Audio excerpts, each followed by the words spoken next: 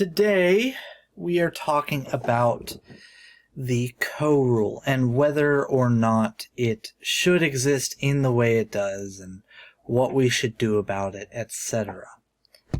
Now, I'm going to show an example from a real game that happened a long time ago in testing of why it doesn't work in its current form. I have sat here, I've thought about it, and figured it out, I think. And it starts with this definition here on the screen. In psychology and cognitive science, a schema describes a pattern of thought or behavior that organizes categories of information and the relationships among them. It can also be described as a mental structure of preconceived ideas, a framework representing some aspect of the world, or a system of organizing and perceiving new information. Now, as a game developer, anytime you are sitting down with your players through the game, you are presenting them with information. You are presenting them with ideas. And through those ideas, the player has to use existing schemas that they already have and make new ones in order to understand your game, which is why games that have a lot in common, these genres, tend to sort of feed off of each other in popularity because it makes it easier, familiar for the player to do that. Now, chess specifically is our baseline, right? And that involves very simple movements. And the basic thing that the human mind is able to recognize the easiest is actually the straight lines out from your pieces. And by the same token, the diagonal ones as well. Now that's why a lot of players, especially newer players, have so much trouble with the movement of the knight, because it doesn't fit into their existing schema at first. It is a feature of chess, so new players struggle with it. And the pawn that they have to build from the ground up, and they go, oh, it moves forward, it captures diagonally, and if it reaches some point on the board, in this case, because this is an older test, the enemy territory, it will promote. And that is a simple idea, but that's also why players have so much trouble with en passant, because, oh, it can move twice on the first turn, that's cool, but when they're taught that, and they get their preconceived notion of the idea, they don't think it's any more complicated than that. But if there's an enemy pawn here, it can kill after you double move, and it exists as an aspect of that first turn double move rule, and it's just not taught to the players early enough for them to work it into their schema. And then once they learn about it, it sort of throws them off, and then it's weird. It's memorable because it's weird, but it's weird. When we ask the player to do something more complex, that involves more mental load, mental strain, then it becomes even harder. So, for example, the movement of the elephant, the fact that it doesn't jump and has two separate movements to very specific squares on the board, right? This is a poor example because it doesn't have access to its other squares due to this piece being in the way. But the elephant in and of itself is difficult for players to fully grasp. And that is a feature. And it is something that we have embraced in this case. And we often embrace it. It is the good side of complexity here. This piece, in its unique movement, ends up creating a challenge for the player, for both players, that ends up being enjoyable once they figure it out, which is the important part. You need your you can break normal schemas. You can make things that are difficult to understand, difficult to accomplish. For example, the Souls games. In Dark Souls, you just constantly die. You are not, it's not a hero enabler like most games. And that had both a upside and a downside, and it ends up being a feature of that game. But here we have a very specific rule which doesn't have that upside. It doesn't have that long-term mental, that feature of the cognition which makes the human brain end up liking it for that reason. We can sit here and like the elephant all we want as the players of this game once we learn how to use it, and it's very enjoyable to figure out. But the co-rule is hard. And here's an example. In this board state, right, I am threatening to try to mate my opponent. And there's very little they can do about it. They could move their knight back to block me. They could prevent the cannon from targeting this square through moving something out of the way or something in the way. But the in the way options don't work. So naturally, my opponent Shane did this and moved it out of the way. And I targeted that piece. And now if the bishop captures, it is still checkmate. For the record, I am completely aware that it's not checkmate. In this line, the rook moves up, bishop moves in the way. Let's actually get to an appropriate spot. Rook moves up, bishop moves in the way, rook captures bishop, king moves up, and then rook captures knight. So it's not checkmate, but it's still very important to deal with this so that the bishop and knight don't just die. That being said, continue. If the bishop captures, it is still checkmate. So my opponent can't capture, they moved back. Now, due to ko, I can't move here. And just looking at, hey, whichever piece moves second in the pair can't do the repeated move, is a simple rule of thumb that you can usually use to try to picture ko better. But ko, just like the triple repeated move stalemate, has a more universal rule set for when you're analyzing the game.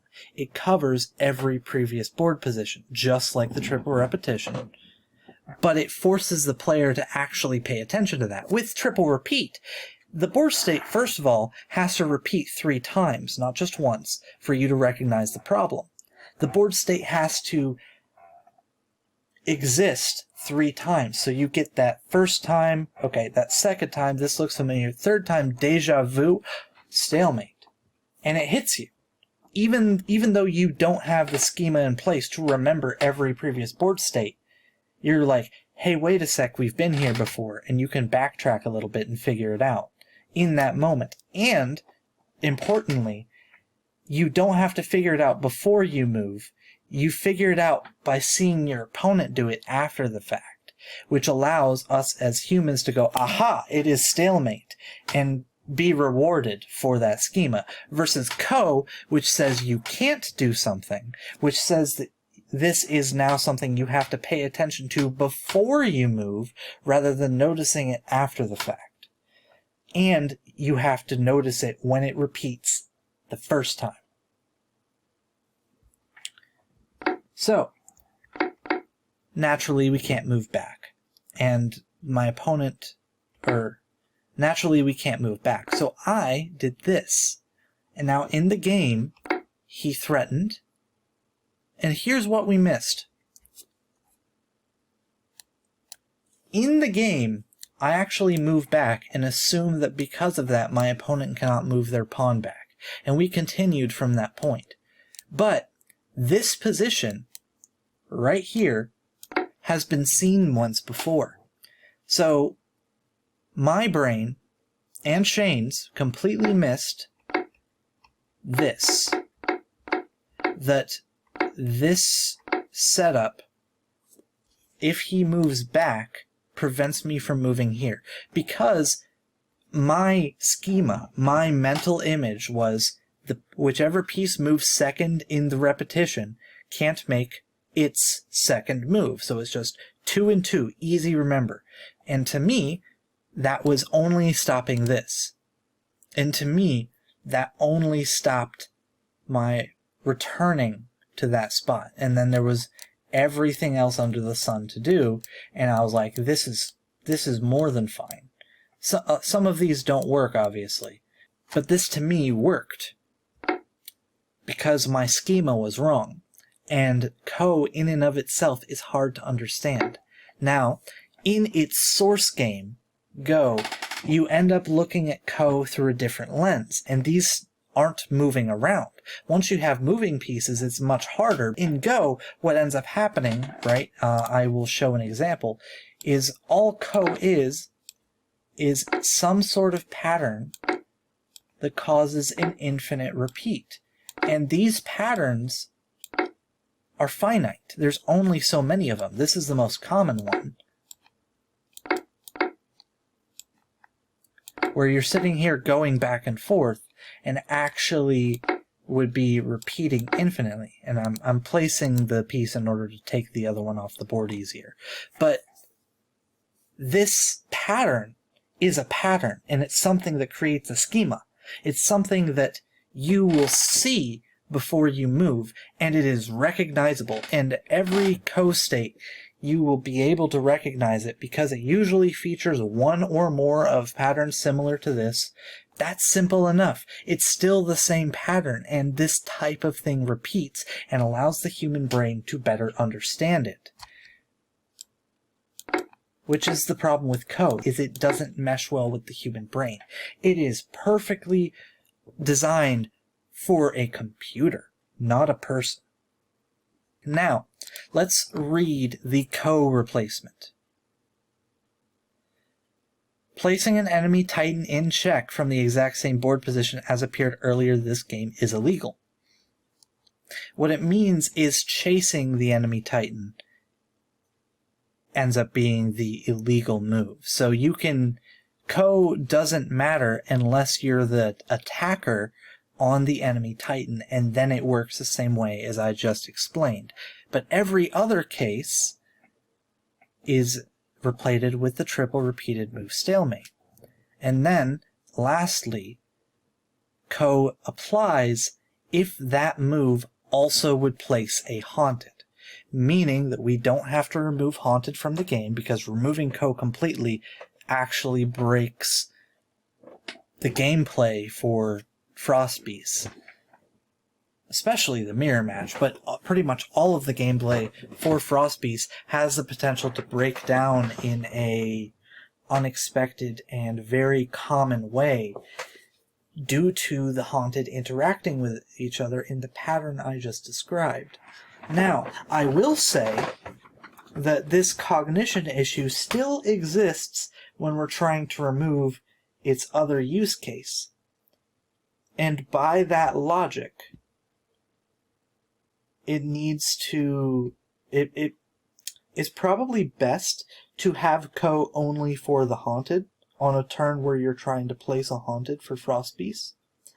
And then everything else return to triple repeat stalemate. And that pains me, because the game is theoretically less perfect because of it. The game is theoretically worse from a number of possible draw states perspective.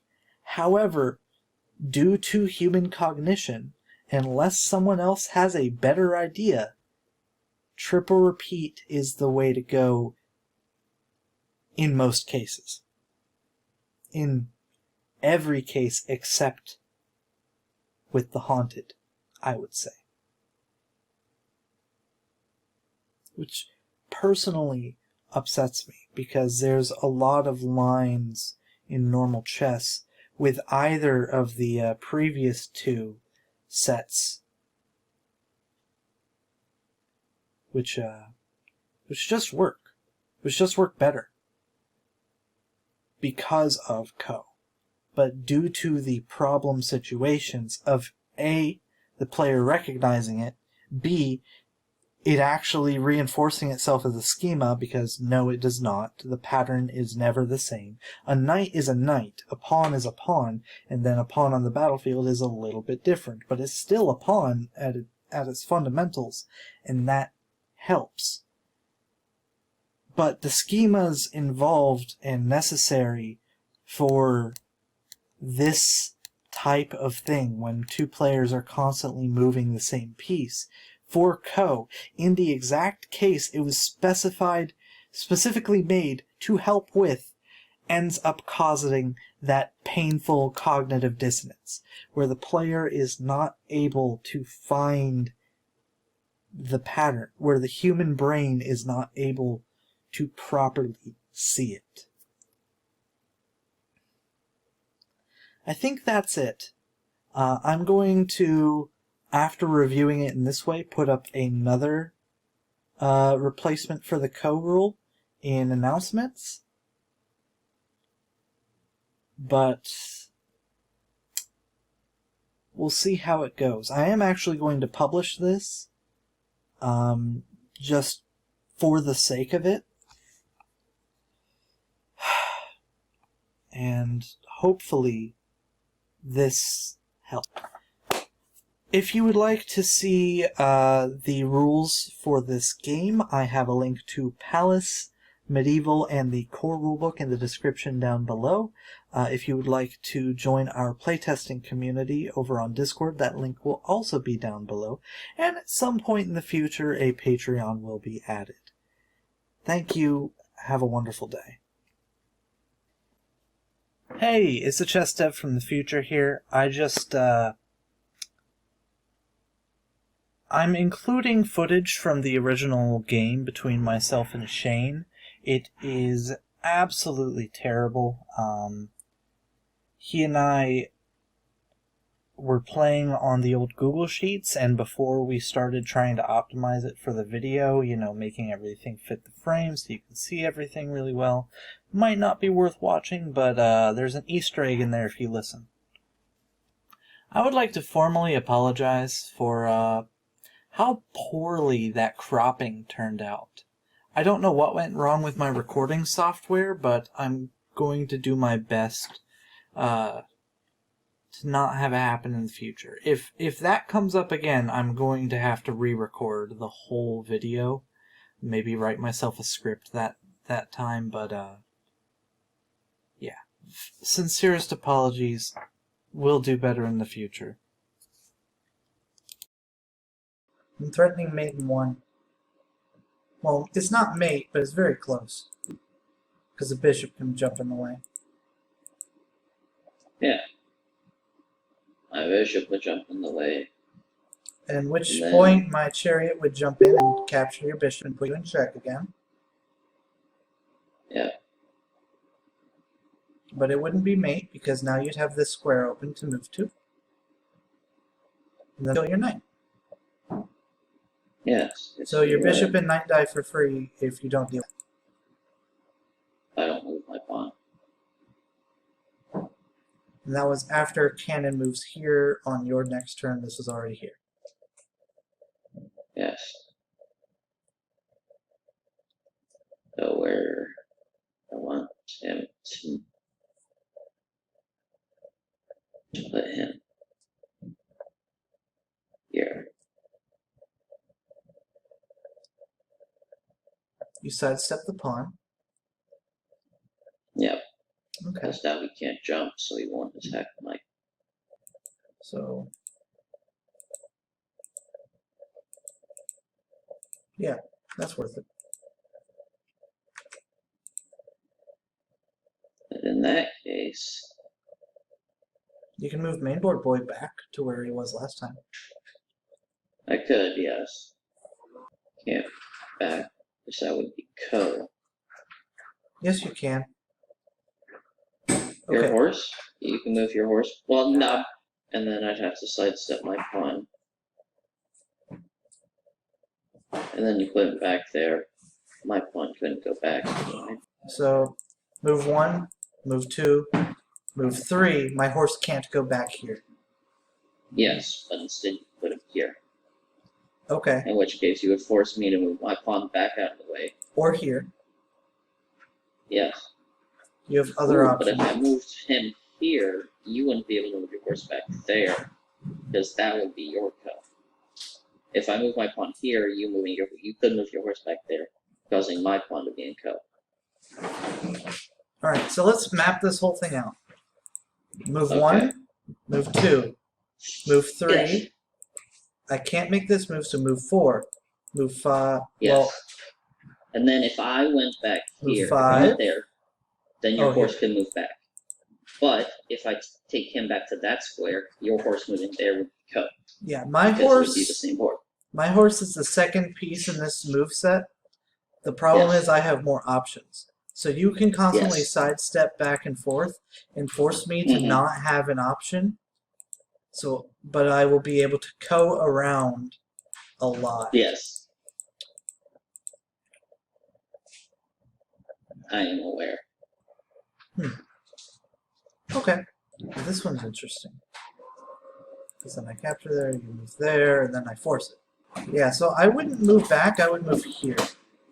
Oh, you move there? Yeah, I move. I immediately go for that play. Okay. It is your turn. And then I move. Okay. Oh, you found my whip. It's mine. That's yours? This is my snake whip. Oh, no. Yeah, that's it.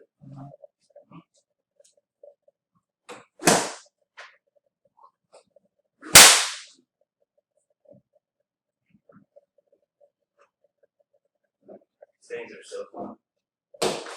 Your move, by the way. Nice. Jesus fucking Christ. Yours is a little fancier.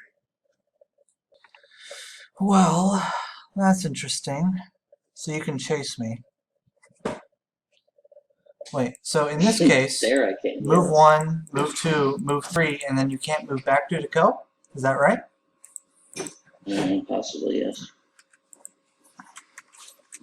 Yeah, move 2. No. Yeah, move 1, 2, 3, and then you can't move back due to co. Perfect.